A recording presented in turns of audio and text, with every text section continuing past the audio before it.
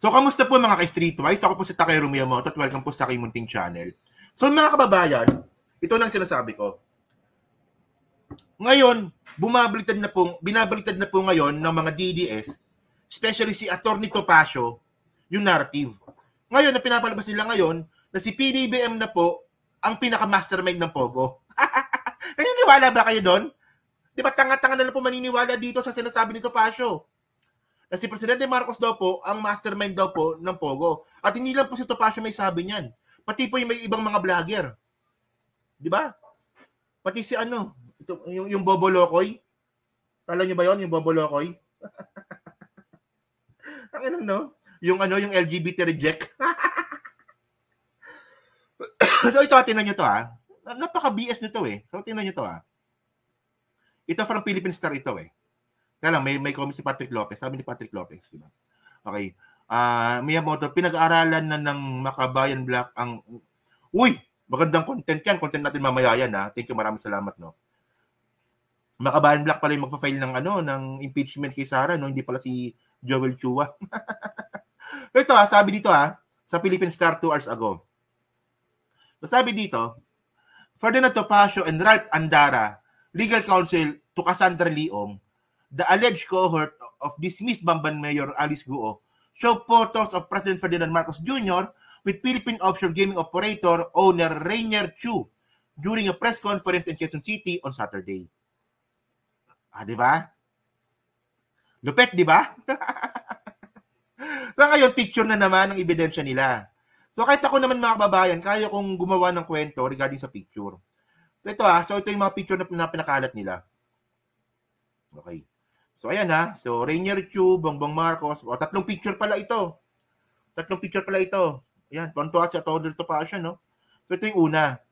So, si Rainier Chu, tsaka si Bongbong Marcos. So, ayan. Tanga na talaga mga tao na ito. Nagago talaga, no? Tapos ito pa yung isang picture. Rainier Chu, Topacio. Diba? Tapos ito pa. Rainier Chu, Topacio.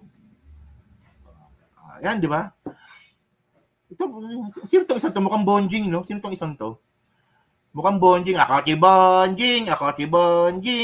Abogado ni Cassandra Leong. Ako si bonjing. Abogado ako ni Cassandra Leong.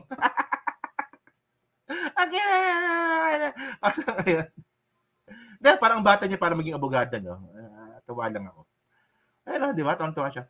So, ngayon mga kababayan, sino ba si Rainier Chu? Sino si Rainier Chu? Ito, panoorin natin itong video na to, Okay, sige. Tignan natin to. Game, ito. Kasi Mr. Chair, may I ask, do you know Rainier Chu?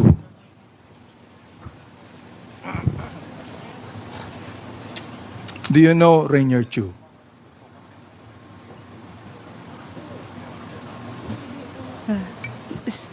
Kilala mo ba si Rainier Chu?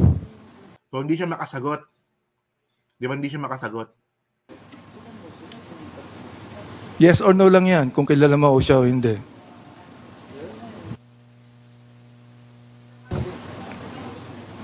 Do you refuse to answer if you know? Kilala mo ba si Rainier Chu? Mr. Chair, I invoke my right. I invoke my right to remain silent. No, you cannot invoke your right. That is not, this is not a court. This is a hearing in Congress. Chairman. She invoked her right not to answer. Tinatanong kita, kilala mo ba si Rainier Chu? Okay, before that, Congressman Abante, is this a interjection? Yes, Mr. Chairman. If the good congressman... Although our ground rules does not allow interjections, but the chair will allow you to speak. Thank you, Chairman. Congressman Paduano. Mr. Chairman, matanong ko lang po, that was the advice of your lawyer? No, that's yours. Now, ang ano kasi dito sa House, sa inquiry legislation, if the question and your answer will be incriminating to you. And what is incriminating to answer yes or no to that question of the Chairman Abante? Wala Wala akong nakitang incriminating. Tinatanong ka pa lang naman kung kilala mo hindi. O yes or no lang? Alam niyo mga kababayan, no? Bakit ko pinapanood to sa inyo?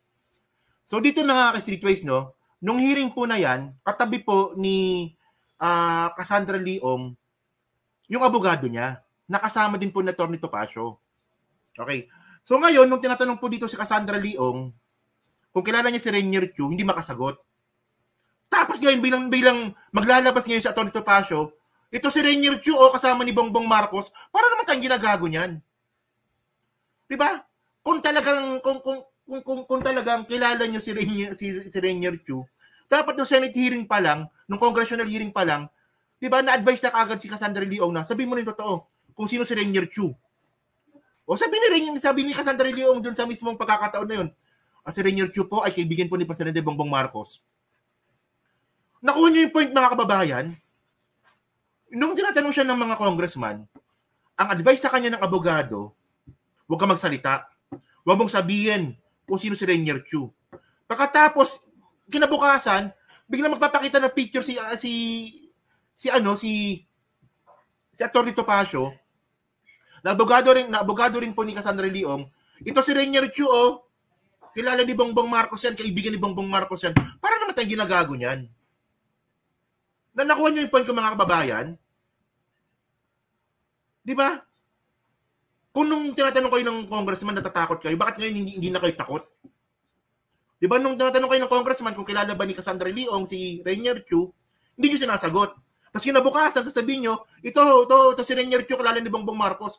Parang namang gago naman si Atty. Topacio nito. O, di ba? Nag-gets nyo yung point, di ba? O, tama, di ba? Cruise protector, di ba? Meron multong duman sa likod ko, di ba? O, di ba? Parang namang gago. Oh. Ang tanong kasi dito, bakit nyo pinigilan? Bakit nyo pinigilan si Cassandra Leong na magsalita about kay Rainier Chu nung House hearing? Bakit nyo pinigilan? Tapos ngayon naman, bilang ang iingay ninyo, si Rainier Chu, ito, kilala ni Bongbong Marcos. Di ba, parang gago lang, di ba? Yan, continue nga natin. Tanga-tanga naman ng mga to. Diba? Pakisagot mo lang. Kilala mo ba si Mr. Rainier Chu? Mr. Chair, pwedeng hindi ko po siya sagutin. So parang sinabi mo na rin, nakakilala mo siya. Okay. Mr. Chair. Again, sige, Congressman Acop. Attorney, are you advising your client properly? Because according to our rules, the refusal to answer any question which is not incriminatory to the resource persons, he can be cited in contempt. Alam nyo naman po. Ito yan, Kuya Edel Toto, no? Ganyan talaga style talaga ni Atty. Topacio, no? Siguro yan. So, kindly advise your lawyer kasi, May I, Mr. Chair, O, di ba? Hirap na hirap kayo. Dito hirap na hirap kayo eh. Dito, hirap na hirap kayong sagutin kung sino si Rainier Chu. Tapos, nung nagpa-press conference kayo kanina, ang kakapal naman ng mga mukha ninyo, si Rainier Chu, ito, kaibigan ni Bongbong Marcos. Gunggong talaga to, no? repeat the question. I just would like Ms. Casiong please to answer me right now and to answer the committee, yes or no. Kilala ba niya si Rainier Chu? Sapagkat if she will not answer and invoke her right to silence, ibig sabihin, Mr. Chair, kilala niya si Rainier Chu. And I know, Mr. Chair, that she refuses to answer if she knows because there are some sensitive things that she knows. Wala na pala. Okay, wala na. So ngayon mga kababayan, no, alam nyo kung nung nakakagulat dito, no, sa narrative ngayon na pinapalabas ni Atty. Topacio. Una kasi, di ba, ang tanong dito, sino ba nagpapasok ng Pogo? Di ba? Sino na nagpapasok ng Pogo? Si Duterte. Sino ngayon ang mga sangkot sa Pogo? Di ba? Si Harry Roque, na malapit po na kaibigan ni Duterte. Ngayon, sino ang nagpaban ng Pogo? Si Bongbong Marcos, yung presidente. Tapos, para naman tayong ginagago ni Atty. Topacio, Nasa pagkakataon po na mga pangyayari ngayon na si Bongbong Marcos na nga mismo ang nagpaban ng Pogo, ang nagpauwi sa mga Chinese, pabalik po ng China, di ba? Isasangkot niyo pa sa Pogo? Parang hindi ko makuha yung sense dun eh. Parang hindi ko talaga makuha kung anong klaseng narrative meron kayo eh. Di ba nagpapasok ng Pogo si Digong? Mga sangkot sa Pogo, mga kaibigan ni Digong. Nagban ng Pogo, nagpauwi ng mga Chinese si Bongbong Marcos, tapos sasabihin ninyo na si Bongbong Marcos yung presidente? Siya yung sangkot sa Pogo ngayon? Parang naman gago naman to sa Tony Topacio naman. Di ba? Ang tawag dito, bobo na lang po maniniwala sa mga yan. Bobo na lang po talaga, tatanga-tanga na lang po talaga, walang common sense, di ba? At walang bait sa sarili na lang po talaga maniniwala po sa ganyang klaseng narrative. Sabi ko nga sa inyo mga kababayan eh, di ba? Para maging taga-suporta po ng mga ng mga Duterte. Para maging taga-suporta po ng mga Duterte, kailangan niyo pong tanggalin yung common sense. Kailangan niyo pong tanggalin yung critical thinking. Di ba kailangan niyo magpakatanga? Tanga na lang po maniniwala dito. Tanga na lang po talaga maniniwala dito. At tingnan nyo naman, kung sino naman, ulitin ko lang kasi hindi ako makamove on eh. Tingnan nyo naman kung sino yung mga kliyente ni Atty. Topacio. Di ba? Kibuloy, Bantag, Arnie Tevez, ngayon naman Cassandra Leong. Lapet, di ba? Galing. Tapos ngayon manluloko pa. At well, para sa akin, misinformation yan. Para sa akin, yung ginagawa ni Atty. Topacio ngayon. Diba? Well, si Harry Roque nga di ba? Kaya niyang isugal yung kanyang pagiging abogado, kumita lang ng pera sa Pogo. Paano pa kaya si Atty. Topacio, di ba? Ewan ko ba, no? So yun mga kababayan, so dyan po sa 900 po na nanonood, so hindi pa po nakakapag-like. So palike lang po ng video po na to, dyan po sa Team Replay, sino nga po masabi nyo nga po dito, sa ginawa pong panluloko po na Atty. Topacio. Di ba? So kayo ba, ewan ko lang kung kayo, kung meron dito sa makakapanood nito, kayo ba naniniwala ba kayo na si PBB may sangkot sa Pogo?